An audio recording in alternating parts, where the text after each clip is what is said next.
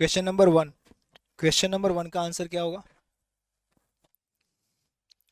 Consider the following statement. तीन statement है, आपको बताना है कि इन तीनों स्टेटमेंट में करेक्ट स्टेटमेंट कौन सा है। First, in reinforced cement concrete modular ratio is defined by the ratio modular elasticity of steel and modulus of elasticity of concrete. बिल्कुल सही है। जो मॉडुलर रेशियो होता है 20, यानी फर्स्ट स्टेटमेंट सही है। Modulus of rupture B, maximum B बोल रहा है, बहुत बढ़िया। रैप्चर का मतलब flexural is a function of characteristic compression, बिल्कुल सही है। रैप्चर क्या होता है? 0.7 अंडर रूट एफ सी के तो फंक्शन है, यानी उससे निकाल पाएंगे। Characteristic compressive strength of M20 grade cement concrete at 28 days is 20। यहाँ कितना होना चाहिए? ये 28 दिन पे होना चाहिए, तो गलत है। अगर 7 दिन की जगह 28 हो सही होता। वेरी गुड, बहुत बढ़िया, वेल डन। सारे लोगों ने सैल्यूट सबको, क्या नाम लोग, बहुत बढ़िया, सबका आंसर सेम है, B B B B B B. अरे बहुत बढ़िया, वेल डन, वेल डन। तो आंसर हो गया बी, सही आंसर, करेक्ट। बहुत बढ़िया, ऐसे ही मजा आता है यार, ये होता है फीडबैक। बहुत बढ़िया, well done. Consider the following statements concerning elasticity of concrete. अब कॉन्क्रीट के रिगार्डिंग आपके डिस्प्ले पे तीन स्टेटमेंट है, आपको बताना है इसमें से कौन सा स्टेटमेंट करेक्ट है। Stress strain behaviour of concrete is a straight line up to 10% of ultimate, बिल्कुल सही है। Strain determination is obtained by tangent modulus, ऐसा कुछ नहीं है। Modulus of elasticity of concrete is also called as second modulus, तो पहला और तीसरा सही है, तो आपका आंसर भी वेल डन, बहुत बढ़िया। तो सेकंड का आंसर क्या होगा? बी हो जाएगा, ठीक है। Long term elasticity modulus in terms of creep coefficient 28 days elasticity strength, मतलब मॉडुलस ऑफ लॉन्ग टर्म बोला है, क्रीप इक्वेशंस बोला गया है।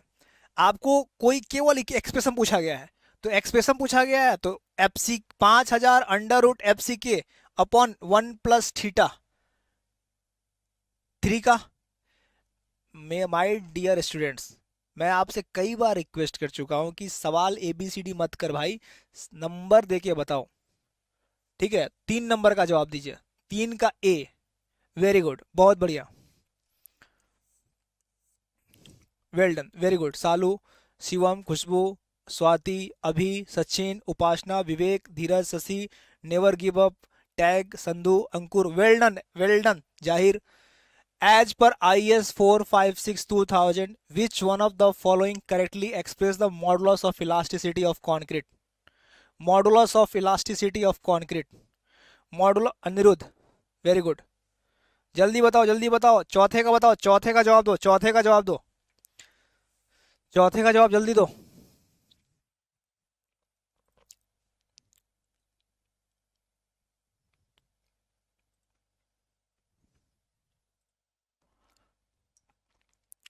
तो फोर्थ का ए हो जाएगा आपका, ठीक है। Very good, well done.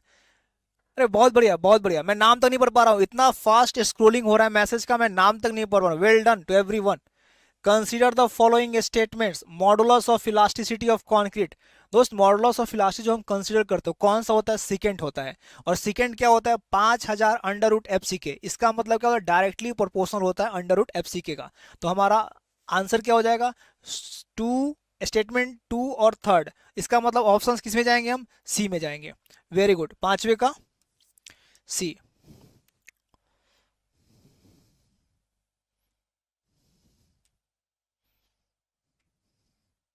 Which one of the following predicts the effective modulus of elasticity of concrete?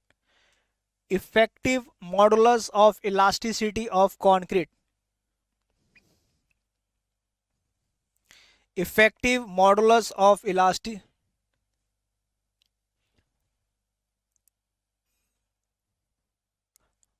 हाँ, 5 का हो गया ना सी, 5 का सी हो गया, ठीक है।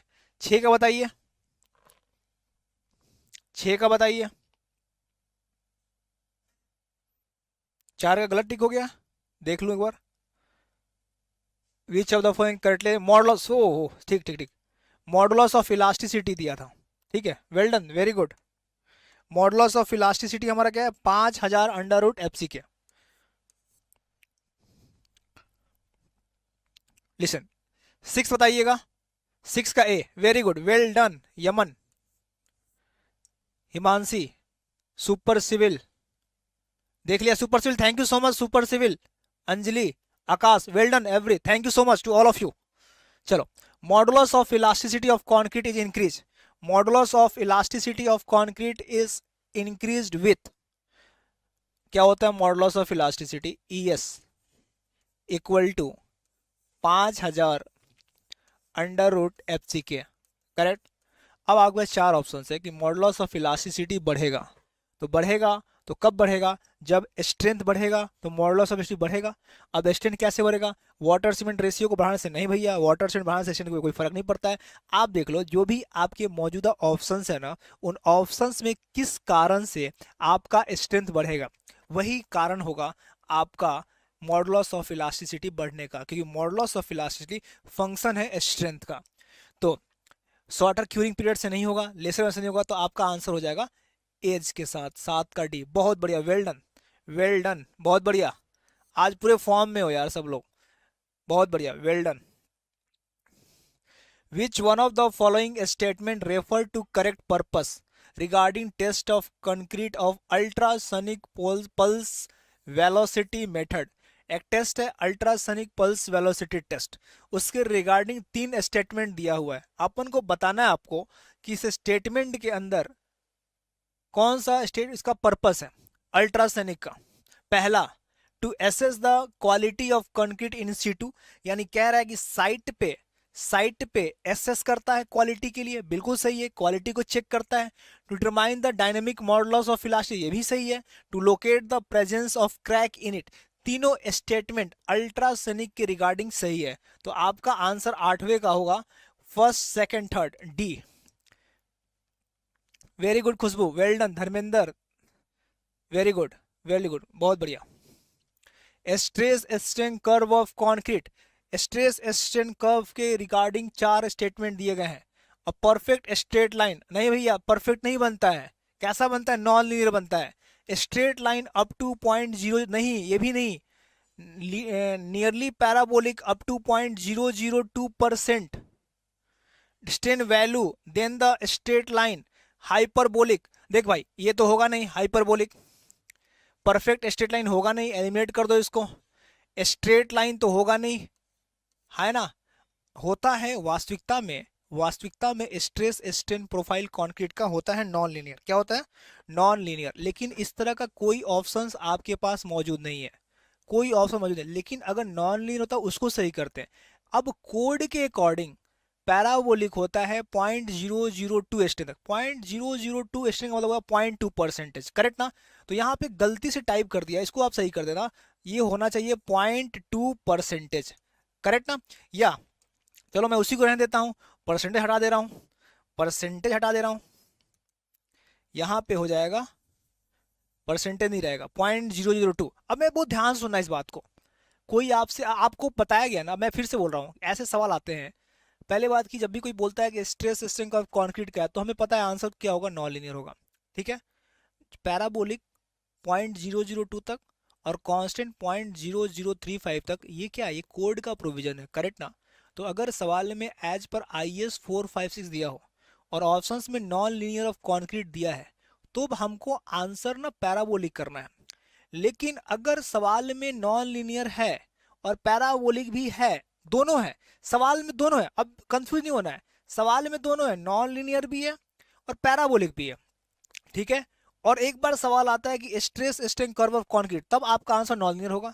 एक बार सवाल आता है कि एज पर IS 456 2000, तब आपका आंसर होगा पैराबोलिक, है ना, क्लियर है ना। लेकिन इस सवाल के अंदर में जो एग्जैक्ट आंसर होना चाहिए ना, वो क्या होना चाहिए, वो होना चाहिए नॉन लीनियर, लेकिन नॉन लीनियर ऑप्शन में मौजूद नहीं है। तो जो ऑप्शन में मौजूद नहीं होगा, तो जो आपके नियरेस्ट अवेलेबल होगा, तो तब इसके लिए इसमें हम आपको पैराबोलिक कर रहे हैं, क्लियर है ना। तो 9th का सी हो जाएगा, करेक्ट ना। Consider the following statement, consider the following statement, modulus of elasticity of concrete increases with the increase in compressive, बिल्कुल सही है। Modulus of elasticity equal to 5000 under root F C के, डायरेक्टली प्रोपोर्शनल है, correct. Shear strength of concrete increases with the increase in compressive, obvious बात है, जब grade बढ़ेगा तो स्ट्रेंथ बढ़ेगा, तो ग्रेड बढ़ेगा तो स्ट्रेंथ बढ़ेगा, तो दोनों स्टेटमेंट क्या है, सही है। तो 10वां का बोथ फर्स्ट एंड सेकंड।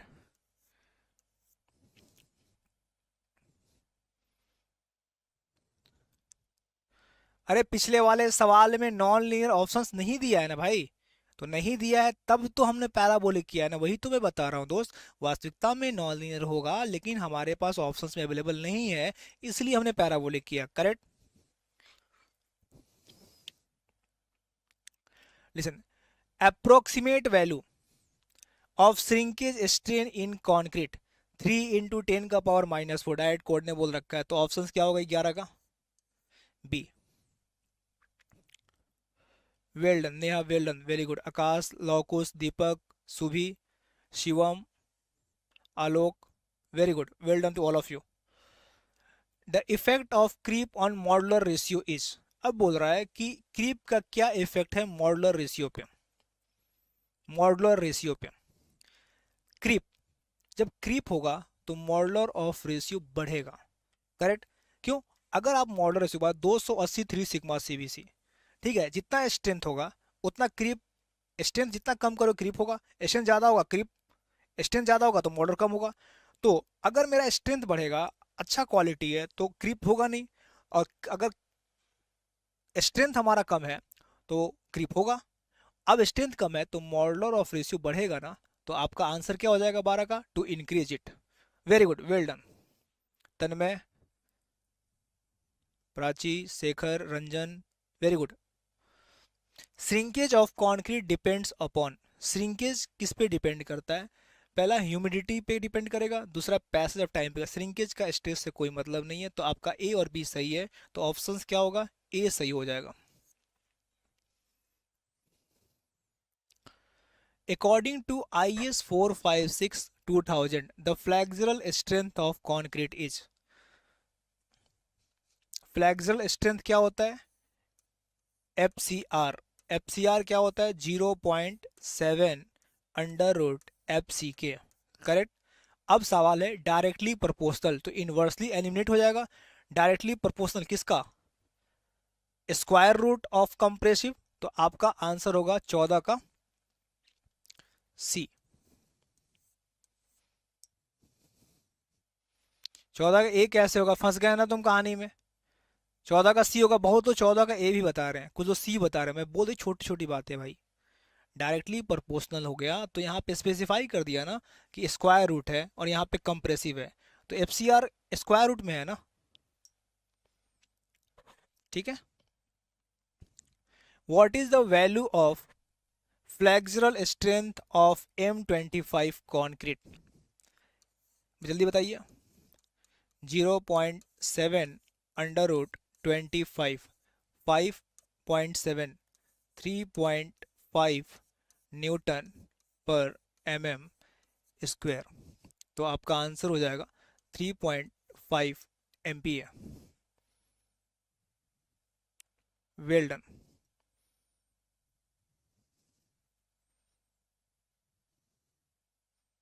हाँ 15 का भी सही है जितेंद्र, बहुत बढ़िया। Modulus of rupture of concrete gives, जल्दी जल्दी 16 बताइए। मॉडुलस ऑफ रैप्चर गिप्स,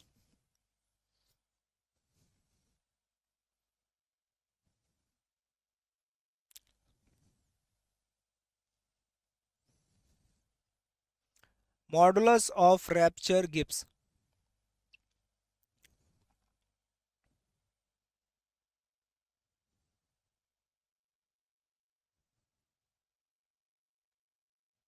सोलह का C. Very good Anirudh, well done, well done, बहुत बढ़िया।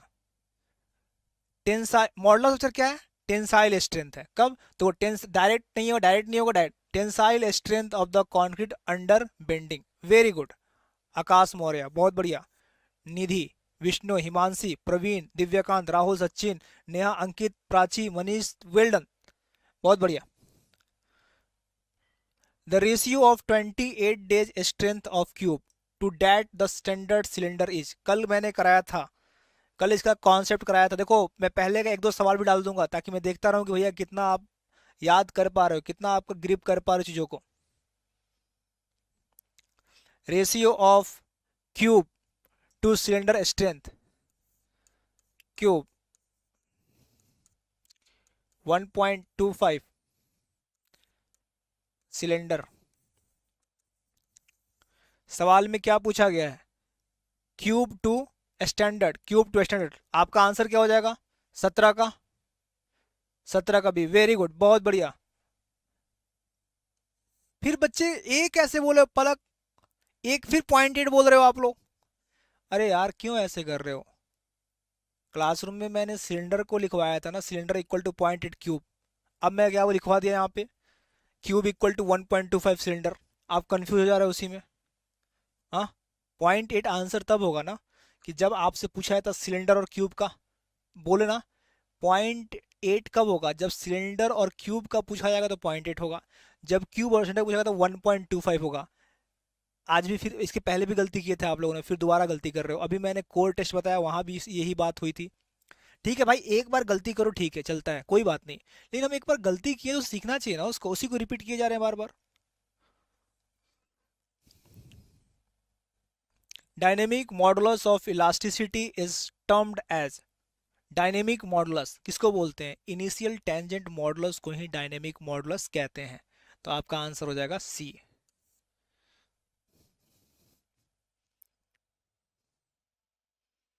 डायनेमिक मॉडुलस मेजर्ड बाय, आपके पास 4 टेस्ट हैं, इन 4 टेस्ट में मुझे बताइए कि डायनेमिक मॉडुलस मेजर्ड किससे करते हैं।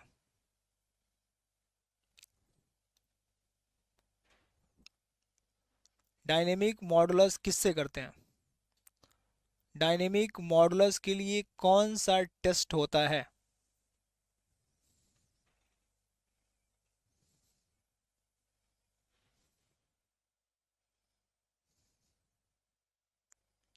सी बोल रहा है, रेजोनेंट होता है और अल्ट्रासोनिक, 2 और 3, वेरी गुड, वेल डन।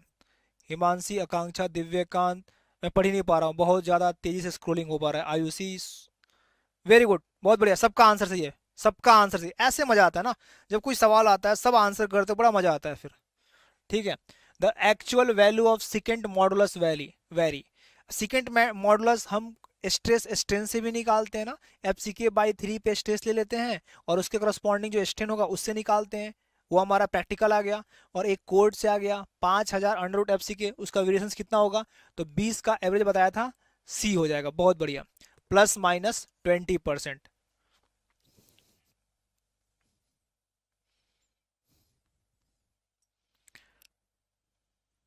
बहुत बढ़िया। The property of creep is based on, the property of creep is based on, the property of creep is based on compressive strength, modulus of elasticity, time और tensile strength. बिल्कुल आसान है, पहले ही बताया था कि जब समय के साथ जो स्ट्रेन हो रहा है वो क्या है, क्रीप है, तो आपका आंसर हो जाएगा टाइम।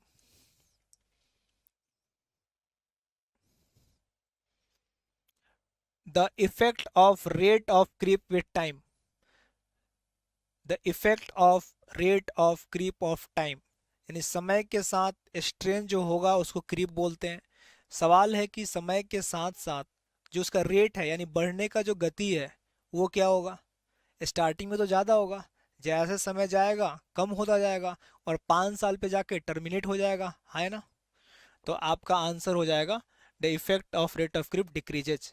22 का भी, वेरी गुड, बहुत बढ़िया।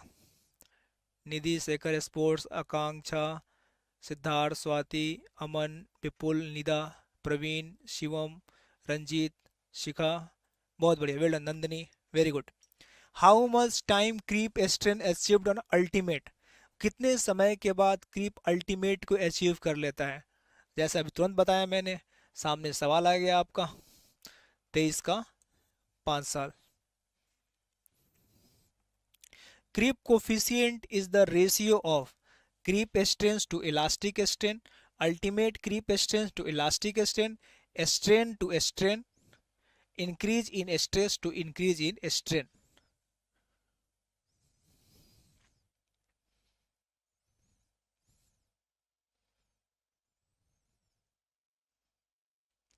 बहुत बढ़िया। ये ऐसे पार्टिसिपेंट्स देख के ना फिर मजा आता है। फिर सारे जितने सवाल अब सब सही करे जा रहे हो, सबका आंसर सही है।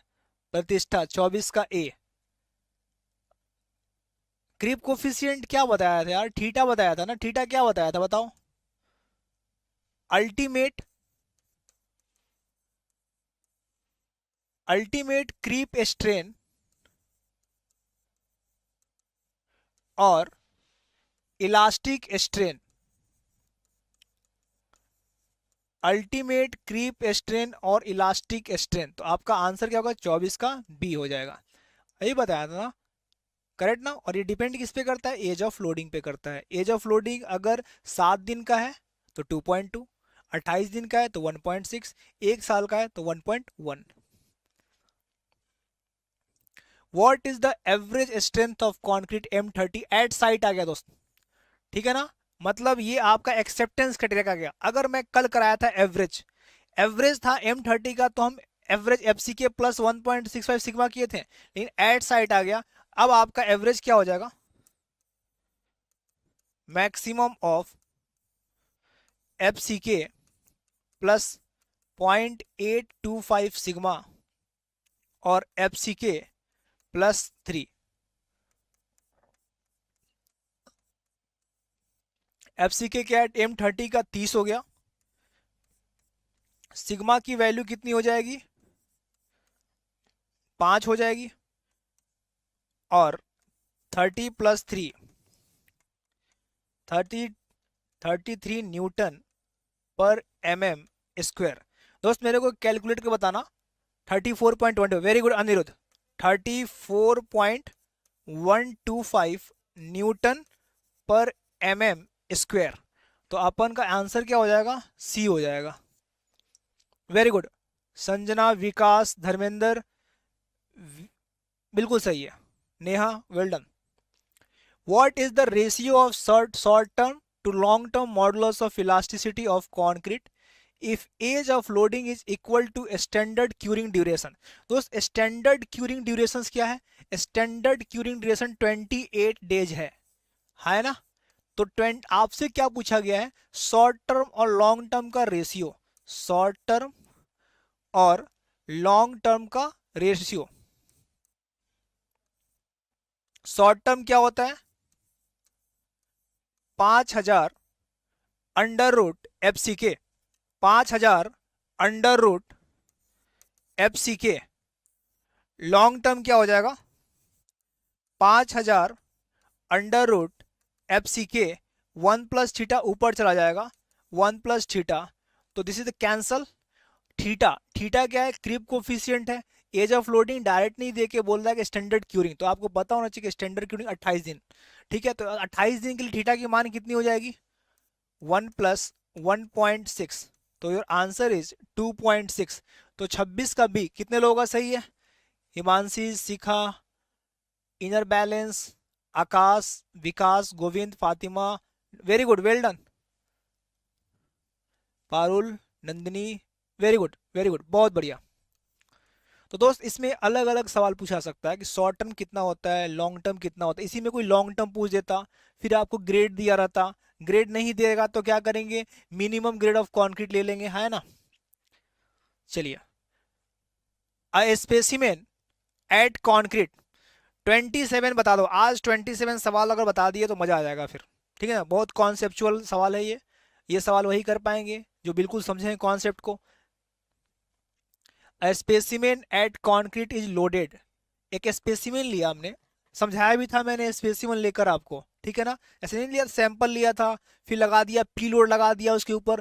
पी लोड लगा दिया तो बोला कि टाइम T0 पे क्या होगा? इलास्टिक होगा, समय के साथ होगा वो क्रीप हो जाएगा। तो जैसे मैंने लोड लगाया, स्ट्रेन हुआ, वो क्या हुआ? इलास्टिक हुआ। अब उस लोड को मैं रखा रहूंगा ना, तो समय के साथ साथ जो स्ट्रेन बढ़ेगा ना, वो क्या होगा? क्रीप होगा। अरे बोलो यार। तो specimen at concrete loaded, stress level 15 दिया हुआ स्ट्रेस। जैसे लोड किया गया 650 हुआ, मतलब क्या हुआ? ये इलास्टिक स्ट्रेन हुआ। करेक्ट? तो इसका मतलब short term modulus of elasticity मिल जाएगा यहां से। Stress upon strain, stress upon strain. Stress कितना है? 15। स्ट्रेन कितना है? 650 इंटू 10⁻⁻6। अब क्या किया ना, इस this load is allowed to stand for a long time, यानी उस लोड को हटाया नहीं किया गया, मतलब सस्टेन लोडिंग हो गया, ठीक है ना, लॉन्ग टाइम तक रखा गया ना। तो दोस्त ये 650 से बढ़ के ना 1125 हो गया। पहले 650 था, अब 1125, तो मतलब 650 से 1125, मतलब इसको लगने में समय लगा। तो जो समय के साथ स्ट्रेन हुआ उसको क्या बोलेंगे, क्रीप बोलेंगे। क्रीप बोलेंगे, हाँ है ना, क्रीप बोलेंगे। तो मुझसे पूछा गया what is the long effect of modulus. तो लॉन्ग इफेक्ट की बात तुम कह रहे हो तो ES अपॉन 1 + थीटा होगा। अब इस सवाल में थीटा नहीं दिया हुआ है, इस सवाल में थीटा नहीं दिया गया है, लेकिन मुझे पता है ना थीटा क्या होता है।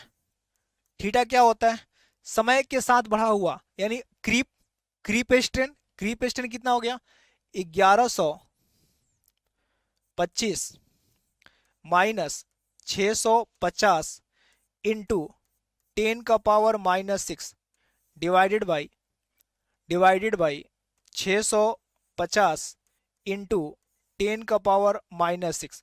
यहां से आपका थीटा आ जाएगा। मेरे को एक जन बताना है थीटा कितना आ रहा है, थीटा कितना, 1.6। कैलकुलेटर मेरे पास नहीं है, आप मेरे को बता दो ये वैल्यू कितना आ रहा है। 650, 350, 400,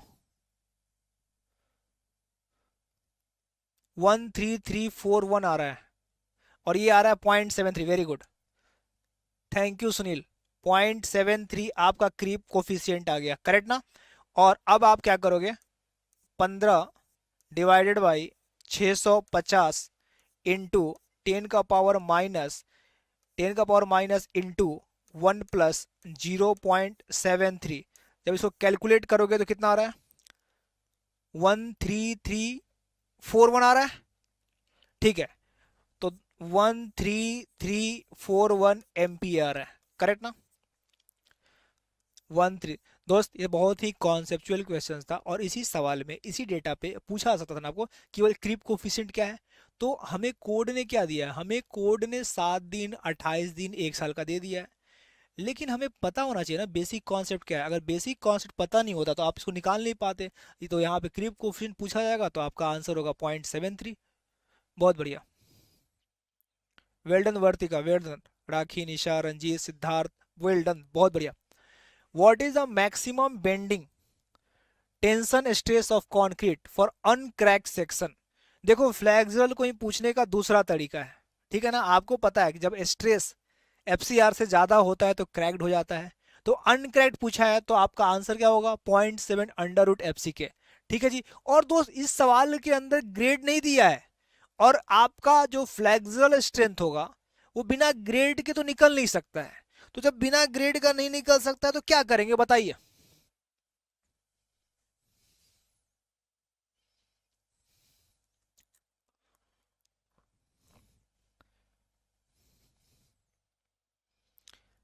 वेल डन आकाश, वेल डन। तब आपका 0.FCR इक्वल टू 0.7 √FCK हो जाएगा। तो जब ग्रेड नहीं मेंशन रहेगा तो we should take the minimum grade of concrete. The minimum grade of concrete is M20। तो कैलकुलेट करोगे तो कितना आ रहा है, 3.13। वेरी गुड, बहुत बढ़िया, बहुत बढ़िया। न्यूटन पर mm², 3.13 न्यूटन पर mm²। हाँ ग्रेड 20 ले लेंगे, बहुत बढ़िया। सेम यहाँ पे what is the splitting tensile strength. Splitting क्या होता है, splitting is the 0.66 times of FCR। FCR क्या होता है, 0.66 इंटू 0.7 √FCK। ग्रेड नहीं दिया है, नहीं दिया है तो मिनिमम RCC का ग्रेड ले लेंगे। मिनिमम RC 20 हो गया, बताइए कैलकुलेट करके कितना आ रहा है, 29 का।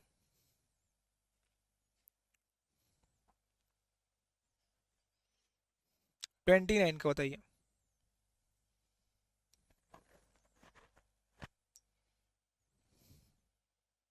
B, very good, 2.07। Sanjay, Deepak, Siddharth, well done, Praveen, Neha Sengar, बहुत बढ़िया। 2.07 MPa, B. The variation of modulus of elasticity with in elastic range. In elastic range, जल्दी से बताइए, जल्दी से बताइए इसका आंसर।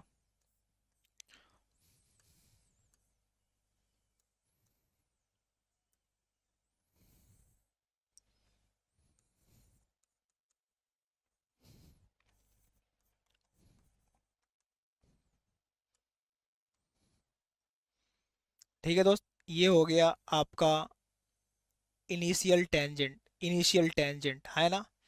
ये हो गया आपको tangent modulus of elasticity. Correct. Code क्या बोलता है कि आप ओरिजिन से एफ सी के पॉइंट थ्री यानी अगर ये इसको पॉइंट को मैंने मान लिया कि ये पॉइंट क्या है, एफ सी के अपॉन 3 है, तो ओरिजिन से इसको ऐड कर दीजिए। करेक्ट। ये जो एंगल है, this is the second modulus. ये जो एंगल है ये इनिशियल टेंजेंट हो जाएगा, और ये जो एंगल है वो टेंजेंट हो जाएगा, हाँ है ना। करेक्ट। तो आपका इनिशियल टेंजेंट ज़्यादा होगा, इनिशियल टेंजेंट इज ग्रेटर, उससे कम सेकेंट होगा और उससे कम टेंजेंट होगा, है ना। लिसन, तो अब आप देख लो ऑप्शंस में, initial is greater than E S, तो आपका ऑप्शन क्या हो जाएगा, आपका option C is the correct answer. C is the दोस्त एक बात क्लियर है, अगर यही सवाल बोला जाएगा कि ओनली कंसीडर लीनियर पोर्शन, मतलब अब हम कंक्रीट के पूरे स्ट्रेस स्ट्रेन को कंसीडर नहीं करते हैं, अब हम सवाल किए तो इसके आगे पीछे भी देख लेते हैं ना, फिर क्या क्या बन सकता है। अगर स्ट्रेस स्ट्रेन में केवल लीनियर पोर्शन कंसीडर करें, करेक्ट ना, और बोले कि भैया इनिशियल टेंजेंट, टेंजेंट और सीकेंट में क्या रिलेशन है, तो जब लीनियर पोर्शन लेंगे तो तीनों लाइन कोइंसाइड कर जाएगा ना, तो उस केस में तीनों स्लोप सेम हो जाएंगे ना। तो केवल अगर लीनियर पोर्शन की बात करेगा तो E I T equal to E T equal to E S. Very good. Next 31, if the creep effect is consider, creep के इफेक्ट को कंसिडर कर रहा हूं at a given load, the modulus determined is referred to as, creep के effect को लेंगे तो short term होगा, नहीं भैया शॉर्ट टर्म में क्रीप का इफेक्ट नहीं लेते हैं, इलास्टिसिटी नहीं, क्रीप का इफेक्ट लेंगे तो हो जाएगा long term modulus of elasticity, है ना। Long term modulus of elasticity अभी आपको पढ़ा है ना, E S upon 1 + theta. The value of ultimate creep coefficient for concrete, creep coefficient की बात कर रहा है ये, थीटा की बात कर रहा है दोस्त, थीटा की बात किया है, और क्रीप कोफिशिएंट किस पर डिपेंड है, age of loading. Age of loading पे आपको कोड में वैल्यू दे रखा है, अब बताओ जल्दी से, ये गलत नहीं होना चाहिए, 32 का आंसर जल्दी से बताओ। थीटा का एज ऑफ लोडिंग के साथ the value of ultimate creep coefficient theta for concrete.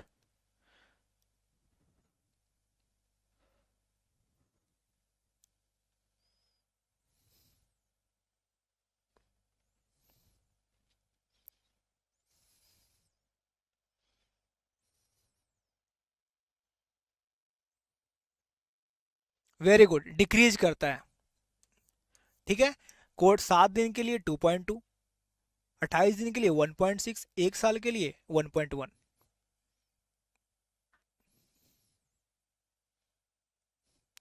Minimum grade of concrete for moderate environmental exposure conditions, कल का सवाल डाल दिया मैंने, कल का सवाल डाल दिया मैंने। हमेशा मैं पीछे का 2-3 सवाल डालता रहूंगा ताकि आपका रिवीजन भी होता रहेगा, ठीक है।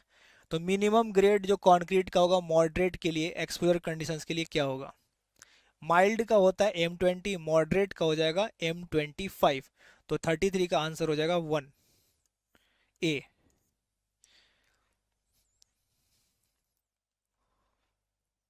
Very good.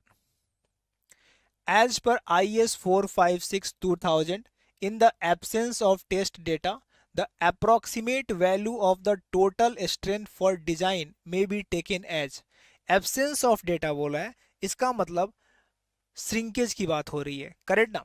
तो श्रिंकेज के लिए कितना, इसी सवाल को डायरेक्ट ना पूछ के इनडायरेक्टली पूछ दिया आपको, तो आप बोलोगे 0.003, 0.003। RCC was developed and first used by, ये सवाल आया हुआ सवाल है, कोई टेक्निकल सवाल नहीं है, लेकिन हम आरसीसी पढ़ रहे हैं तो हमें ये बात पता होना चाहिए। ये आरसीसी को जो डेवलप करने वाले सबसे पहले जो साइंटिस्ट थे वो कौन थे, तो ये आपके जानकारी के लिए सवाल डाल दिया गया है। Francois Coignet. In how many types can RCC can be classified into, RC को कितने भागों में क्लासिफाई किया गया? दो तरह का स्ट्रक्चर बनता है, एक स्ट्रक्चर हम साइट पे बनाते हैं, इन सीटू बोलते हैं, और एक हम प्रीकास्ट करते हैं। तो दो तरह का स्ट्रक्चर बनता है, एक इन सीटू जो साइट पर डेवलप किया जाता है, एक हम पहले से प्रीकास्ट करते हैं और उसको जाके इंस्टॉल करते हैं। तो आपका सब आंसर होगा टू टाइप्स।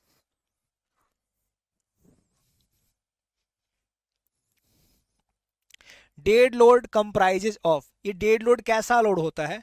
ये डेड लोड जो है आपका परमानेंट अटैच लोड, टेम्पररी नहीं होगा, permanent as well as temporary, this is the permanent attached load, ठीक है ना।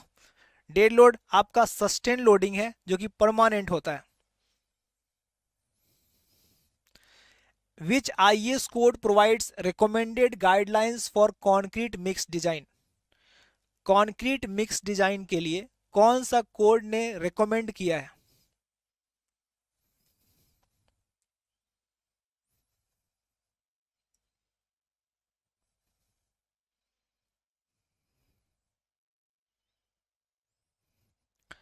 IS 10262।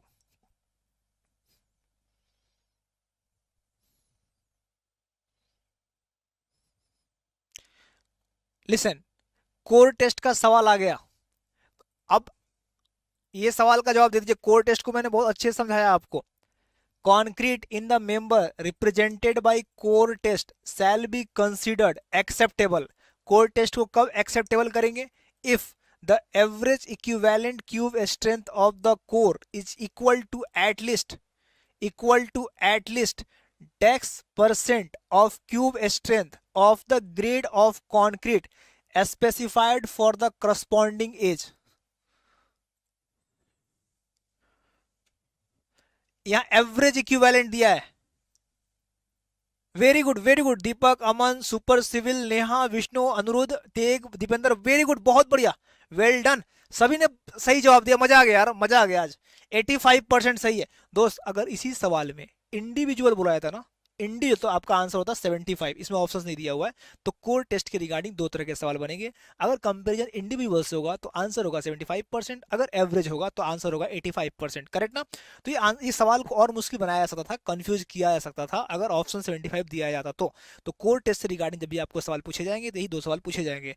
इस बात का केवल ध्यान रखना कि सवाल इंडिविजुअल से पूछा जा रहा है या एवरेज से पूछा गया। यहाँ पे एवरेज से पूछा गया है तो इसलिए आंसर क्या होगा? 85। Very good Lakshmi, very good. 70 नहीं होगा यार, 70 नहीं होगा, 75 नहीं होगा। अरे 75 तब होगा जब इंडिविजुअल को अब चेक करेंगे। हर इंडिविजुअल कैरेक्टरिस्टिक से एटलीस्ट 75 होना चाहिए। करेक्ट ना? यही तो मैं बोल रहा हूँ, दो बातों का ध्यान रखना है। यहाँ पे क्या बोला? एवरेज बोला है ना, एवरेज बोला है ना, तो एवरेज वैल्यू एटलीस्ट 85 होना चाहिए, ठीक है। इंडिविजुअल 75 होना चाहिए। वेरी गुड सौरभ, सही बोल रहे हो। If the age of loading increases, if the age of loading increases the creep coefficient for concrete will, if the age of loading, तो creep coefficient क्या होगा? एज ऑफ लोडिंग बढ़ेगा। एज ऑफ लोडिंग क्या? 7 दिन, 28 दिन, 1 साल बढ़ रहा है, तो क्रीप कोफिशिएंट पे क्या होगा?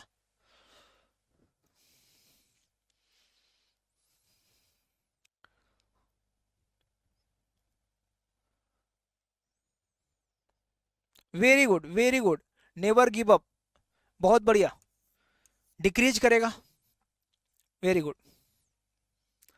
The mean strength determined from any group of 4 consecutive test, ठीक है। ये पहले जो अभी एक्सेप्टेंस क्राइटेरिया बताया ना, एक्सेप्टेंस क्राइटेरिया फ्लैक्सरल के लिए मैंने दो प्रूजन बताए थे।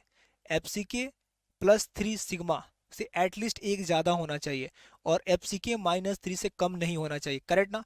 अब सवाल पढ़िए ध्यान से। The mean strength determined from any group of 4 consecutive, यानी 4 में से कोई एक result exceed the specified characteristic strength by at least